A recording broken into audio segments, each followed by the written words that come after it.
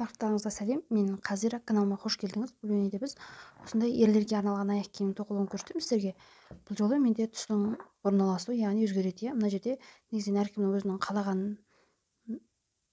ойына қарай, өзінің қалау несіне қарай жіптердің түсін осқысап өзгертіп тоқсаңыз да бола береді. Менде қарасаңыздар, мына аяқ киімде мына бас жағы аяқ киімнің өкшесі және бас жағы басқандай жіптермен безендірілген. Басында мына жерлерде басқандай жіппен, одан кейін мына алдың, мына артындағы мынасы мен мына жеріндегілері басқандай түспен безендірілген. Бірақ та бұл жерде сіздерге ескерте кететін жайт, егер де сізде мынандай болса, негізінен бұл ақ және қара түсті болып бөлінетін. Негізінен түстер көп, бірақ сол негізінен мынандай, менде мәселен сұр жіпке мен қара қойдым да, сол сияқты сәйкестендіріп бұл сияқтыларды қоя саласыздар. Мәселен менде табан қара болғандықтан қара қойдым. Егер мен табан ақ болатын болса, ақ болмаса сұр қойсам жақсы еді. Мәселен сол үшін мына сияқтысын неғұрлым сұры түсі жақсы ма деп өзім ойлаймын, бірақ мен сұрысын таппадым. Сол үшін қазір қарасын қойдым. Қарасы да жаман емес. Ұсқысап тоқыдым. Енді дәл осы аяқ киімнің сіздерге қалай тоқылғандығының бір парын басқандай түспен, басқандай түсті жіптерді сәйкестендіріп солай тоқып көрсететін боламын. Бұл ерлерге арналған дәл қазіргі сәтте 40-шы номерлі аяқ киім. 40-шы номерлі аяқ киім. Бұл жерде аяқ киімнің ең бірінші тоқылатын жері өкшесі. Бізде өкшесінен кейін барып мына алдыңғы жағы, сосын барып беті, солай тоқылатын. Бұл аяқ киім тоқылуы өте жеңіл тоқылу әдісі.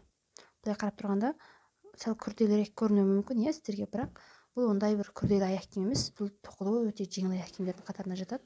Ал мына жерде келетін болсақ, табанды сол әдеттегідей 3 топқа бөліп аламыз. 3 топқа бөлген кезде мынаның ішкі сызықтарының, мына өкшелерінің завод өзі шығаратын кезінде аяқ киімді 3-ке бөліп шығарады дедік. Осының алдында бұл 42-ші номерлі аяқ киім екен, мына жерде жазып тұр. Ал ең бірінші осы аяқ киім тоққан кезде сол тура әдеттегідей 3 топқа бөліп алынған. Қарасаңыздар, міне мынау аяқ киімнің негізінен өкшесінің толық өкшесі алынған ғой. Бұл жерде толық өкшесі, яғни ортасына дейінгі сызық алынған. Одан кейін аяқ киімнің басы алынған. Және де мына жерінде толық өкшесі болғанмен сәл жабы қалсаңыз да, болмаса тура осылай алсаңыз да бола береді. Бұл аяқ адамның, сіздің тоқыған тапсырыс берген адамның аяқ киімінің орналасуына да байланысты болады. Егер де аяғы жіңішке, өзі де жіңішке адам болса, негізінен ер адамдарға толық өкшесі қалғаны дұрыс. Толық өкшесі, өйткені ер адамдардың алдында айтып өткендей сүйектері сәл ірі келеді. Сүйектері ірі бізге қарағанда. Сосын аяқтарының үсті дөң, сүйекті келеді. Сол үшін әрқандай аяқ киім тоққан кезде негізінен өзіңіз киіп көрсеңіз, өзіңіз егер әйел адам болсаңыз да, бізге сәл үлкенірек аласыз ғой. Болмаса үйіңіздегі бір ер адамға кигізіп көргеніңіз ең дұрысы сол дұрыс. Ұлыңыз болмаса жолдасыңыз, егер сіздің аяғыңыз әйел адам өзі емес, кейде жолдас болмай қалатын, ер адам болмай қалатын кездер болады. Сол кезде болмаса андай манекен дейді ғой, андай өтірік аяқ киімдер бар ғой, андай арнайы сатылатын, соның ерлерге арналған түрі болады ғой, ерлерге арналған түрі. Болмаса сол өзіңізге киіп көріп, сәл дәу өзіңіз аяғыңызға кеңірек тұратын қылдырып, солай тоқисыз. Бұл жерде тоқудың негізі сіздің аяғыңызға киіп көрген адам, мынау аяқ киім сәл қысуы мүмкін, мысалға сіздің алған адамыңызды. Ол ештеңе етпейді, өйткені бұл тоққан аяқ киім сіздің аяғыңыздың ұзарғанына, қысқарғанына қарай, тарына қарай, болмаса сізде аяғыңыздың мына жері шығатын болса, бұл аяқ киім соған қарай бейімделіп, сол жері шығады да, одан қайтып басқа жерлері созылып кетпейді. Мәселен, бақайы ұзын адамдар мына жерден бақай шығып тұруы мүмкін, мысалға да, сәл кішкене итеріп. Одан басқа ешқандай өзгешелік болмайды. Мәселен, басқасын айтатын болсақ, мысалға заводтан шыққан аяқ киімдер, адам қолы тоқымаған, олар сіз нақсап кисеңіз мына аяқ киімді, сіз мәселен өкшесі қажады, мәселен мына жерін болмаса, аяғыңыздың мына жері өскенде мына жерін ауыртты, ол сол аяқ киім жыртылғанша, тозып әбден біткенше, өзінің тонысын жібермейінше, ол сіздің аяғыңыздың ауыртқанын қоймайды. Аяғыңыз сол аяқ киімнен құтылғанша ауырып өтеді. Болмаса сондай сөзлақтан өзіңіздің қайда бір аяқ киім тауып алмасаңыз, ал мына жерде ол сіздің аяғыңызды бір күннен кейін, екінші, үшінші күндер сіздің аяғыңыз ыңғайлы аяқ киім болып формасын өзгертеді. Ол формасын өзгертіп, енді толықша керемет үлкен болып кетпейді, бірақ сол сіздің аяғыңыз қандай, тура сондай болып формасын өзгертіп, сіздің аяғыңызға қарай бейімделеді бұндай аяқ киімдер. Ең бірінші мына өкшесінде қарасын тоқимыз, мына қарасын. Ол үшін кәдімгідей өкшенің негізінен ең кішкентай өкшесі, мына жерде мынау толық өкшесі мынау болып саналады, мынау. Одан мынау толық өкшесі. Ал мына жерге дейін табан, яғни табанның жіңішкерген жері мына жерге дейін болып саналады. Ал мына жағы бас жағы, мына жағы ең алғашқы бас жағы болып саналады. Әрқандай сызық, бұл жерде аяқ киімдегі әрқандай сызық өзінің белгілі бір аяқ киімнің бөліктерінен хабар беріп отырады. ең бірінші мынау міне таза өкшесі болып тұр, міне сызық бөлініп тұр, иә. Ал мен таза өкшесін емес, өкшесінің дәл ортасынан аламын мына жерден.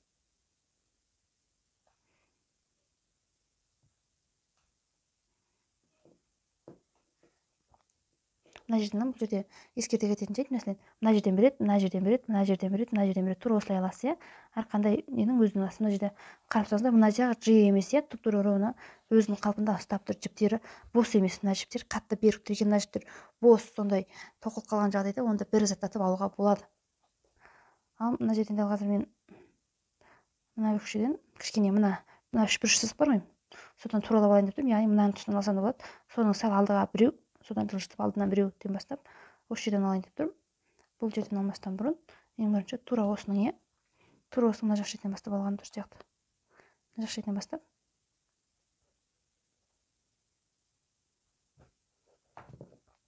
мына жақ шетінен тоқиын. Қайтадан айдан келіп сыртынан айдандап тоқиды екен ғой.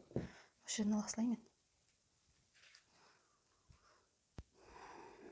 Бірінші сол әдеттегідей жай ilmeği алу арқылы, иә, мына жерден бері қарай мына ilmeği біз тартып алдым. Тартып алғаннан кейін бұл жерде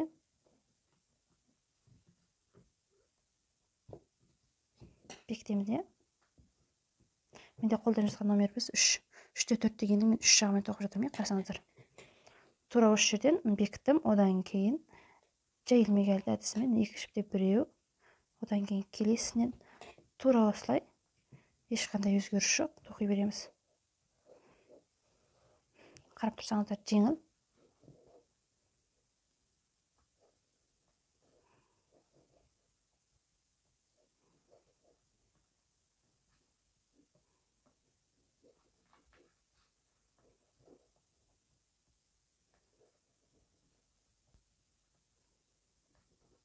Тура осылай мына жақ шетіне дейін тоқып келеміз.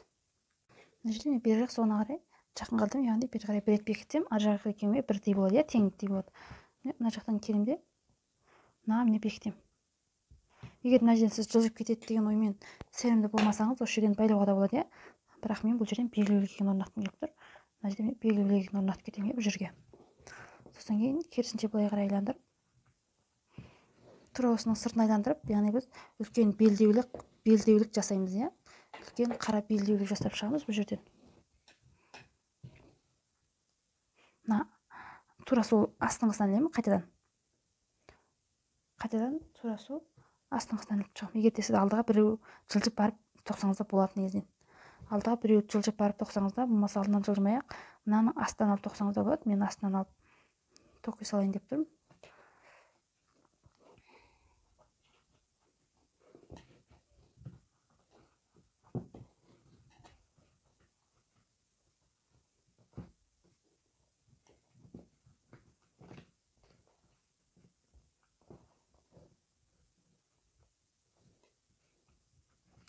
Мынаның артына тұп-тура келіп тұру керек, иә. Мынау ішінде қалса, ішіне қалып қалса, болмаса тартып қалса болмайды. Тура жерден бекіттім. Беккеннен кейін мынаның астынан алып тоқимын. Әрбір іздің астынан алып, мына жерден үлкен белдеулік жасап шығуға тырысамын, иә, мына жерден.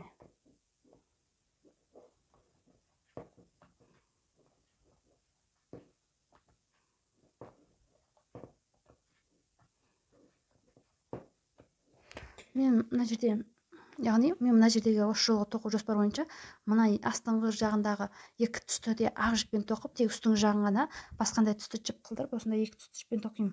Ал мынаның астындағы мына екі түсті жіпті алып тастап, оның орнын басқа үстіңгі мыналар тоққан жіппен бірдей қылдырып тоқи салайын деп жатырмын. Егер сіздерде мына ұқсап тоқуғыларыңыз келсе, онда сол ана жердегі астындағы бастапқымен өкшесіндегі жіптің түсін мына жеріндегі мынаны тоқыған жіп бар ғой, сондай қылдырып тоқсаңыздар да болады. Бұл жерде ешқандай айырмашылық жоқ, қатты қалған заң жоқ.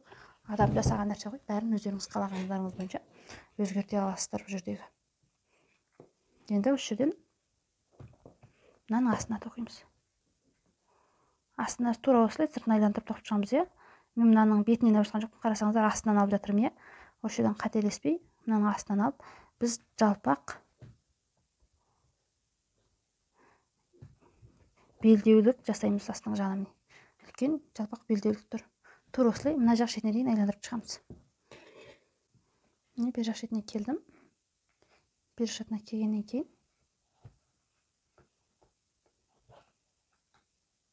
Мен мынаның астынан аламын, былай қарай келемін деп тура мына белгілі кегіндегі жіпті қосып аламыз.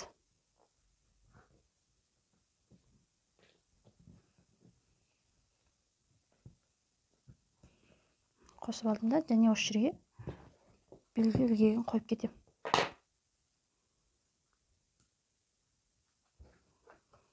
Енді бізде ендігі кезекте мен былай қарай 2 із тастап, үшіншісінен аламын, иә. 2 із тастап, мына жерде мынау 1, мынау 2, мынау 3. Мен 4, 5-сінен алады екенмін. 5-сінен аламын.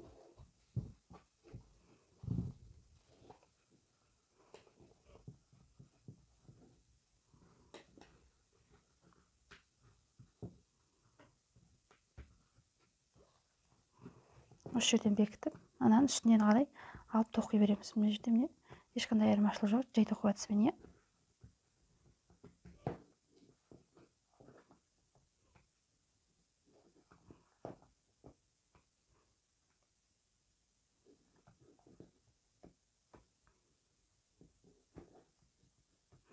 Мынаның қасына тастап кеткен мына ұзын жіпті оның арасына қосып отырамыз, иә. Оны қалдырып кетпейміз. Осыны ұмытып кетпей, осының арасына қосып бірге тура осылай, осының арғы шетіне келгенге дейін айландырып тоқып шығамын, иә. Мынаның арғы жақ тұсына тұспа-тұс келгенге дейін тура осы әдіспен мына жақ шетіне дейін тоқып шығамын. Мына жерде мына жақ шетіне мына белгілі кегін астынан іліп аласыз, иә. Астынан іліп алып шығасыз да, мына белгілі кегін қосып тоқып алып кетесіз. Мына жерде белгілі кегімен үшеу болды, үшеуіне бірге бір жолата бірақ өткізесіз, де. Сосын оның астына түсесіз келесі жерге.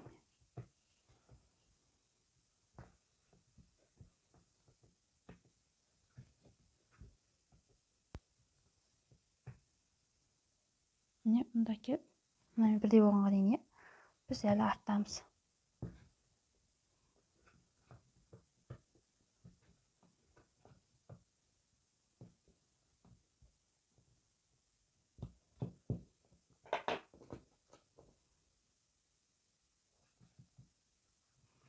Мынамен бірдей болды, міне. Мынамен бірдей. Тура осылай келдім. Енді екіншісіне келген кезде және де осы жерден 1, 2, 300-ге аттатқызамын, міне. 300-ге алдыға аттатқызып,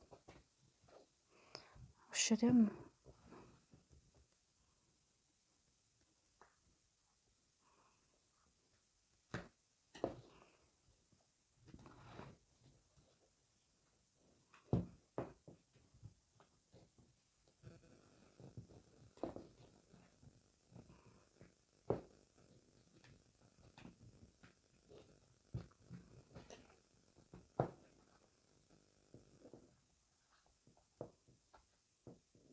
бұл жерде мынадан келесі жақ жеріне дейін келгенге дейін біз жай тоқып әдісімен тоқып келдік, иә, міне.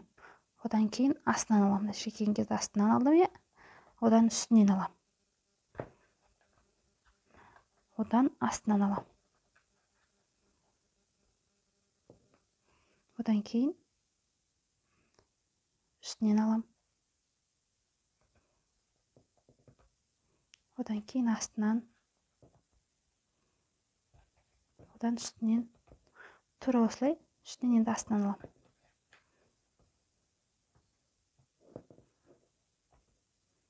Енді үстінен. Сосын астынан.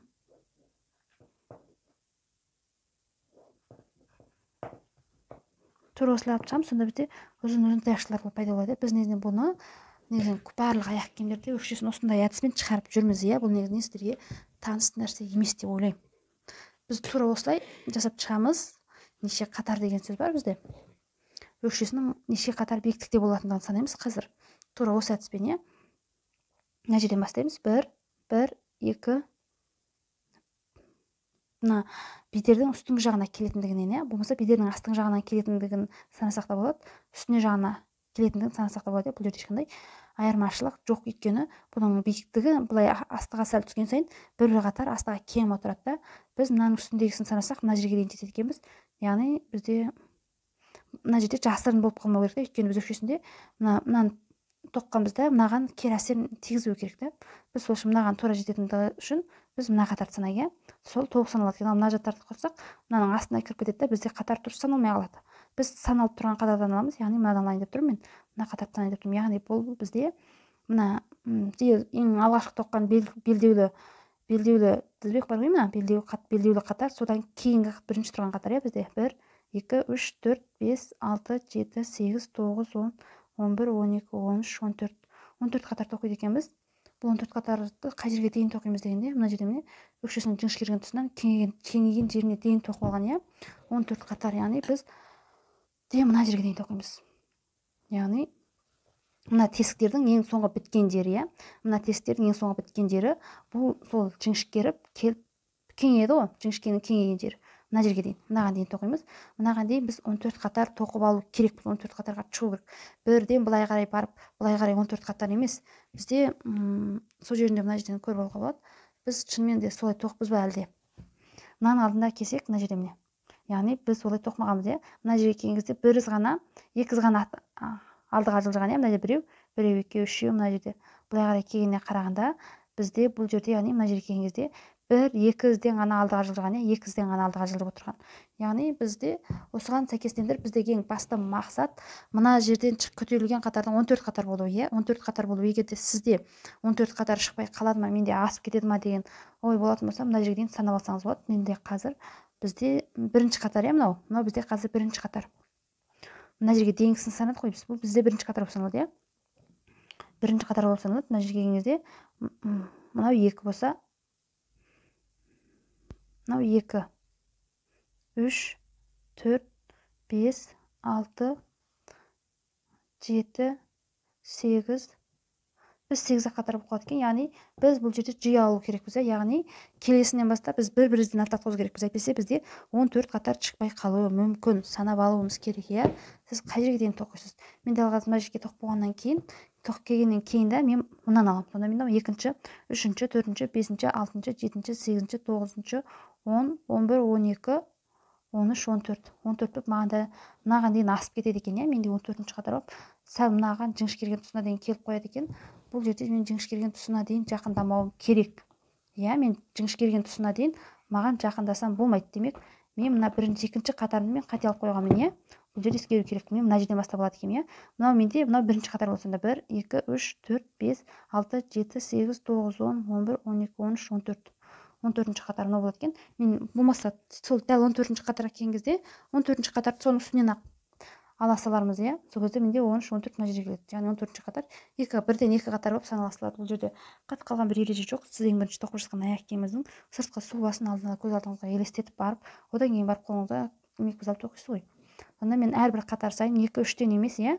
Мына іздеде мен мәселен 3-еу емес, 2-ден кейін алып тоқсам да болады екен, иә. Мысалға, қазір бұны сөгудің маған тиімділігі жоқ. Сол үшін мен мына жерден бастаймын. Мына жерге тоқимын, яғни мына бірінші қатар болады. 2, 3, 4, 5, 6, 7, 8, 9, 10, 11, 12, 13, 14, иә. 14 болса, менде тура келеді, иә, мына жерге дейін. Бір-бірімізден жылжысам, міне жіңішкерген тұс емес, міне жіңішкерген мына жерге дейін кетеді екен, дұрыс. Мен мынаған келсем, менде қате болып кетеді, иә. Өйткені қарасаңыздар, мына жақ жіңішкерген тұсы. Оның үстіне тура мынаған келсем, мына белдеудің мына жеріне дейін тура келіп тұрмын сол жерге. Ал енді мен қазір мына жерден бір-бірден санап тұрған себебім, мен қазір мына жерден аламын, иә. Мына жерден одан кейін келсем, мына жерден аламын. Менде бұл бірінші қатар болады, себебі бізде тек таяқшалар ғана саналып тұр, иә. Бізде сол таяқшаның пайда болған жерінен бастап солай тоқимыз. Таяқшаларды жасап, таяқшалардың ізімен жүріп отырамыз, иә. Мен дәл қазір мына жерден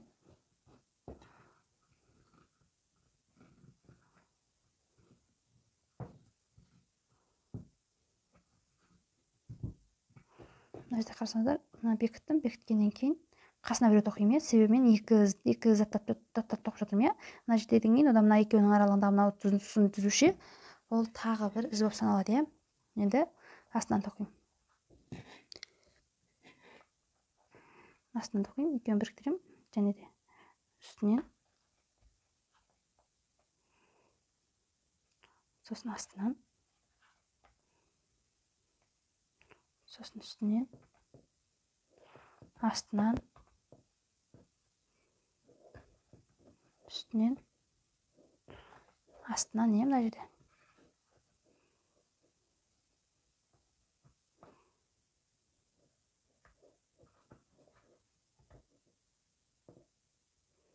сосын үстінен тура осылай астынан үстінен осының қарсы жақ тұсына дейін тоқып аламыз. Мына жерде мен бірінші қатар дедім, яғни міне бізде ең алғашқы түзу таяқша пайда болды. Біз осы түзу таяқшалармен ғана санаймыз. Бұл негізінде екінші қатар болған. Бірақ та бізде бірінші қатарда түзу таяқшалар жасалынбағандығы себепті ол бірінші қатар саналмайды. Өйткені бізде тек түзу таяқшалармен ғана санап өттік, және 14 қатарды тек түзу таяқшаларды санау арқылы ғана санай алдық. Ал екіншісінде біз мына жерден аламын. Мен былай алдыға жылжытамын, тек осылай бір-бірізден ғана жылжытып аламын. Тек осылай бір-бірізден ғана. Кейбір аяқ киімдер бар, ондай сіз өйтіп бір-бірізден жылжытпай, 2-3-тен жылжытып санап отырып бөліп алатын. Санап отырып, міне енді мынадан алдына қарай бір жылжытатын боламыз. Тура осылай мына жерден бір жылжытып, бері қарай алып келемін осы жерден.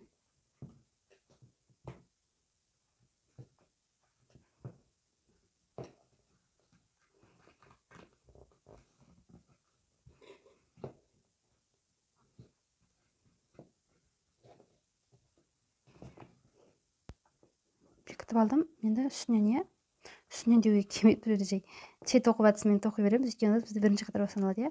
Енді мына жерде қарасаңыздар, мына жерден санаймыз. Мына жер үстін астынан болған жерде бізде үстінен болу керек. Мына жерде үстінен келу керек. Мен мына жерде астынан тоқимын, одан кейінгісінде астынан тоқимын. Одан кейін мына жақ алдың жағын санап аласыз. Санап алып, сол жағына туралап, ең бірінші тоқитыныңыз мына екінші қатарға келіп қосылатын кезде үстінен бе, астынан ба, алдыңғы бөлігін санап алып, сосын барып тоқисыз. Мына жерде менде мынау үстінен астынан болып, мынау үстінен астынан кеме қалады менде. Сосын мен мына жерден үстінен аламын. Мен мына жерде астынан аламын, дұрыс. Мен мына жақтан астынан, мына жақтан үстінен алады екен. Мына жерден үстінен аламын. Мына жағынан аттатып үстінен алады екен. Астынан алады екен да, мына жерде үстінен алады екен. Үстінен, одан кейін астынан аламыз. Астынан аламыз. Одан кейін үстінен, одан кейін астынан, одан үстінен, одан астынан аламыз. Тура осылай 14 қатар тоқып шығамыз негізден. Бұл сіздерде бірінші реткі өкшесін тоқуы емес деп ойлаймын. Негізінен оңай, қарап тұрсаңыздар. Тура осылай келесі мына жерден аламын. Мына жерден аламын да, мына жағын есептеймін, астынан келе ме, үстінен келе ме. Одан кейінгісі мына жерден, одан кейінгісі мына жерден. Тура осылай 14 қатар тоқып шығамыз. Мына жерде де келдік, мына жерге келген кезде, мына таяқтан үстінен келген кезде үстінен, одан кейін астынан, одан үстінен, одан астынан аламыз. Мен қайдан бір-екі рет тоқып көрсетейін. Мына жерде үстінен алдық, енді астынан аламыз. Астынан алған кезде мынаның астындағыдан аламыз. Ең астыңғысынан бірақ емес, оған осының астындағыдан ғана аламыз. Оның астындағыға өтпейміз. Енді астынан аламыз. Енді мына жерде үстінен аламын. Одан кейін астынан. Одан кейін үстінен. Одан кейін астынан. Одан кейін үстінен. Одан кейін астынан. Мына жерде бізде мынандай болды. Мына жерде қарасаңыздар. Енді мына жағына келген кезде мынаның үстінен, мынаның астынан аламыз. Мына жерде мынақсап қойсаңыздар, өздеріңіз мынаның астынан аламыз да, мынаның үстінен, мынаның астынан, мына жерден, одан қайтадан мына жерден, одан мына жерден. Сосын мына жерден, сосын мына жерден аламыз. Мынаны, тура осылай 14 қатар айландырып, тура осылай 14 қатар тоқып шығамыз. Сонда бізде аяқ киімнің мына өкшесінің формасы, яғни мына жақ жағы пайда болады. Одан кейін аяқ киімнің мына жерін тоқып алғаннан кейін үстінің сәл өзінің ерекшелігі бар, үстінің сәл өзінің ерекшелігі бар, басқа аяқ киімдерге ұқсамайды. Бұл ерлерге арналған аяқ киім. Мына жерге келген кезде бұның басының қалай тоқылғандығын сол кезде көрсетеміз. Жерде мен өкшесіне 14 қатар тоқып кеттім. 14 қатар болғанда біз 14 қатарды біз мына жерден бастадық. Мына жерден бастап санаттырдық. Мына жерде ең бірінші белдеулі қатар, мына жерінде. Одан кейінгі ұзындардан бастап санадық. 1, 2, 3, 4, 5, 6, 7, 8, 9, 10, 11, 12, 13, 14 қатар тоқып кеттім. Яғни бұл жерде мына өкшесінің жіңішкерген тұсынан бастап, яғни толық өкше, иә, жіңішкерген тұсынан бастап, мына жерде міне мынау ұзын, мынау қысқа, иә, қысқа жеріне келген кезде біз аяқтадық, иә. Бұл жерден бастап бізде енді тоқыл үлгісі мына жерден кейін міне тура өкшесі сияқты белдеулі қатардан екі үлкен белдеулі қатар жасаймыз. Яғни бұл жерде мына бір белдеулі қатардың өзі екі қатардан тұратындықтан, мына екі белдеулі қатар бұл төрт қатардың рөлін ойнайды, яғни төрт қатар биіктікте болады, иә. Бұл екі белдеулі қатар болып табылады. Бұл екі жақ шетін бірге біріктіреді. Одан кейін барып біз үстін тоқимыз, иә.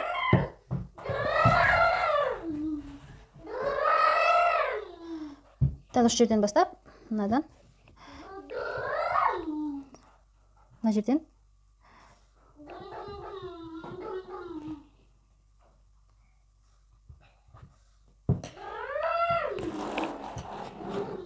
кәдімгі жай тоқып әдісі бойынша ғой, бұл жерде ешқандай басқандай бір ерекше бір айырмашылық ондай ештеңе жоқ. Тура ана өкшесін қалай тоқыдық, иә, тура соғысап екі қатар тоқып шығамыз. Мына жерде мен жай белгілеу бекіту ілгек арқылы алдым.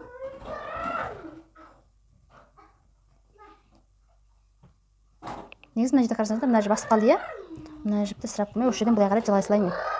Мынадан былай келдім, мынадан былай жай тоқып әдісімен, иә, бері қарай жалғастырып тоқи береміз. Мына жерде міне мынаны ұзыннан алдым ғой, енді астынан алам. Үшбұрыштың астынан алам.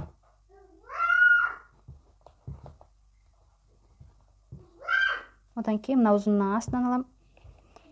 Мына жерде мына ұзынның астынан, сосын үшбұрыштың, сосын мына ұзыннан, сосын үшбұрыштың мына ұзыннан аламыз, иә. Мына үшбұрыштың ортасынан, одан ұзынның астынан, үшбұрыштың астынан, одан ұзынның астынан, одан үшбұрыштың астынан, одан ұзынның астынан, иә. Негізінен бұл түсінікті деп ойлаймын, себебі осы уақытқа дейін аяқ киімдердің барлығында солай тоқып жатырмыз. Бұл жерде белгілі ілгектері дайын тұрған аяқ киімдерде, иә. Егер белгілі ілгектері жоқ аяқ киімдерде ол жерде басқаша болады. Енді мына жерден тоқимыз.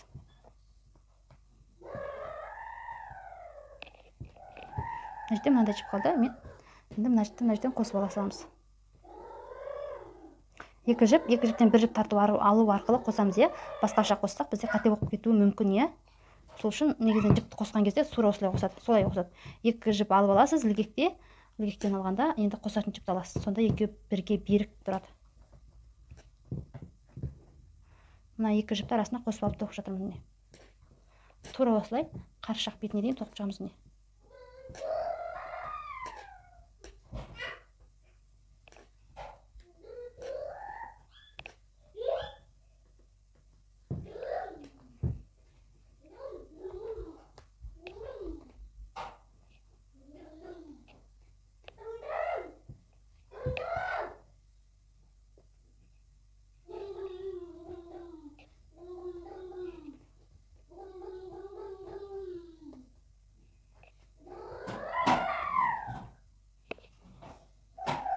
Тура осылай мына жерге дейін тоқып шығамын, мына жерге дейін.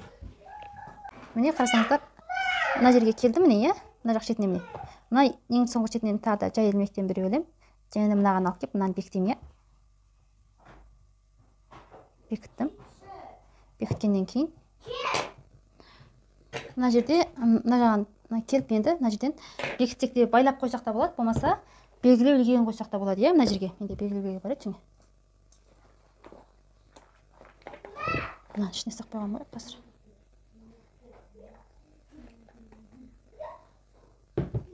Мына жерге белгілеу ілгегін орнатамыз, иә, мына жерге. Мына жерге былай келіп белгілеу ілгегін орнатты. Енді осы жерден бері қарай аламыз. Бері қарай әкеліп, не? Мына жерден алып кеп, иә? Мынаған алып кеп. Осы жерден мынаның қасына, мынаның екіншісін алып келем. Мынаның астынан аламыз, екіншісін. Мынаның астынан, мына жерден алдым да, мына жерді бері қарай алып келем. Алып келіп, осы жерден мына сыртын айландырамыз, иә? Мынаның сыртын айландырып, былай. Сыртын айландырып, мына жерден былай қарай тоқыдым, иә, бір рет алдым. Сосын мынаның астыңғысынан аламыз. Бұл жерде астыңғысынан алып отырмыз. Мынаның астыңғысынан екеуін бірдей, осының астыңғысынан сыртын орап аламыз, иә. Мына астыңғы қатардың, біз астыңғы ілгектерден алдық қой, және осы жолда тура сондай астыңғы ілгектерден алып отырамыз, міне. Мынаның астыңғысынан, бағана біз бір асты бір үсті қылдық қой, ал мынаның бәрін астыңғысынан алып шығамыз.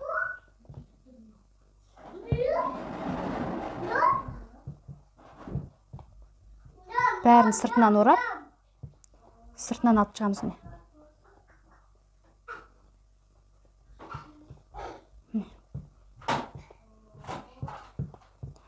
ұқсап сыртынан алып шығамыз. Сол кезде бізде мына ұқсап не үлкенірек белдеулі бір қатар пайда болады, иә. Тура ұқсап мынаны сыртына аламыз. Мына бірінші қатар екінші қатардың ішінде қалуы керек, иә. Екінші қатарды бірінші қатарды екінші қатардың ішіне қалдырып, сыртынан орай сыртынан осылай орап, тура осылай екі қатар жасап шығамыз, иә. Қазір осы ұқсап арғы жағына барғаннан кейін бергі жағынан тура осылай мына жақ шетіне тоқып келеміз, иә, мына жақ шетіне. Міне сыртын айландырып тоқып келе жатырмын, иә. Мына жерге келдім, міне. Мынау бізде екінші қатар, иә, міне.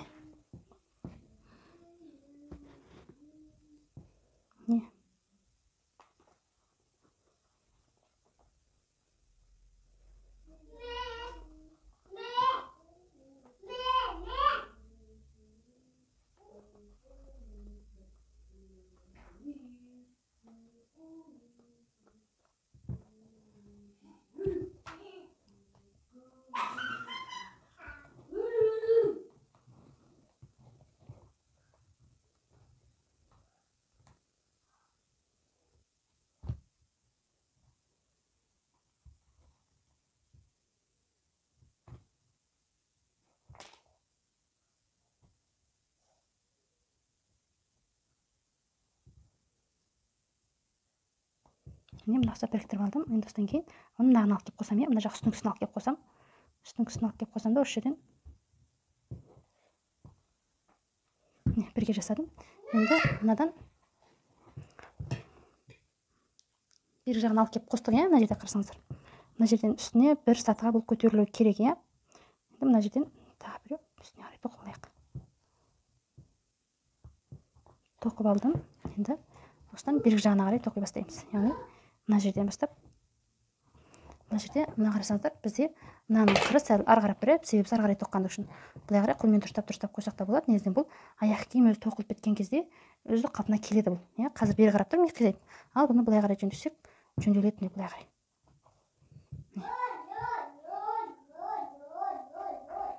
Мына ұқсап жөнделді. Енді біз үстінен бері қарай тоқып келеміз мынадан.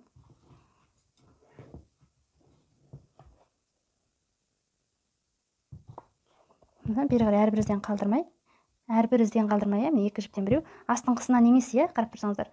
Мен астыңғысынан ешқандай іліп алып жатқан жоқпын. Беткі ізден, иә, бетіндегі ізден тура осылай тоқып алып келеміз.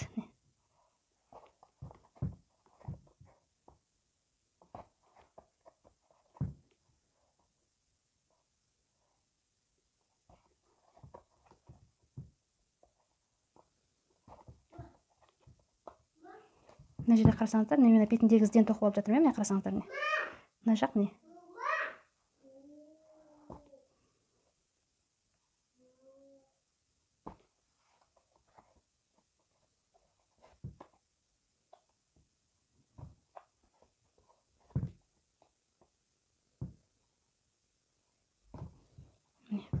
Тура осылай айландырып өтіп, мына жақ шетіне дейін тоқып келеміз. Біз міне мына жақ шетіне қарай тоқып айландырып келдім. Тоқып айландырып келгеннен кейін бізде мына жерде мына жақ шетіне қарай жеткізіп, яғни мына жерде кетік болмау керек, иә. Кетік болмау керек. Біреу мына кетік алып келіп тоқыдым. Негізінен біз мына жерде қарасақ, мен мына жерде екеуағын, соңғы екеуін ғана бірінің үстінен бірін істеген ғой. Негізі бұл жерде үшеуін бірінің үстінен бірін істеуге де болады, иә. Болмаса екеуін істесеңіз де болады. Бұл жерде негізінен қатты біріне жоқ, бірақ бізде екеуі бір-біріне қабатталып тұрған дұрыс, болмаса бір-бір сатыдан үшеу төртеу солай тұрса да болады. Бірақ негізінен үшеуі бірінің үстіне бірін тұрған дұрыс сияқты көрініп тұр маған дәл қазіргі сәтте. Ал мынадан бері қарай мен жай қызбен қайтқан сияқты қайтамын, иә. Қайтқаннан кейін мына жерден астынан түсемін. Себебі бізде бірінші қатар астынан болды ғой, иә. Бірінші қатарда екінші қатардың ішіне салып тоқыдық, иә. Біріншісінде, бірінші қатарда. Ал оның үстіндегі екінші қатарда біз үшінші қатарды төртінші қатардың ішіне салып екінші қатарды оқимыз міне. Мына бізде төртінші қатар, бірақ төртінші қатарды үшінші қатарды төртінші қатардың ішіне салып тоқимыз. Сонда бізде қарасаңыздар екі қатар болып шығады. Негізінде бұл бізде төрт рет тоқып жатырмыз. Естеріңізде болса, бұл бізде төртінші қатар. Біз бірінші қатарды екінші қатардың ішіне салып бір қатар жасадық, иә. Ал мына жерде үшінші қатарды төртінші қатардың ішіне салған кезде бұл жерде екі қатар ұқсап көрініп тұр. Біз қазір тоқып жатқанымыз мынау. Біз мынаны тоқып жатырмыз, иә, қазір міне. Мынау үлкен белеуленген екі қатар, иә, белеуленген екі қатар. Бұл негізі төртеу. Соның біріншісіне бірін салған қойып, бірді 2-нің ішіне салған, 3-ті 4-нің ішіне салғанда тура осылай 2 қатар шыққан, жуан белгіленген. Қазір біз тура сол қатарды біз ақ жіппен жасап жатырмыз. Егер мына жерде сіздің өзіңіз фантазияңыз бойынша басқаша түрлендіріп тоқсаңыз да болады бұл жерде.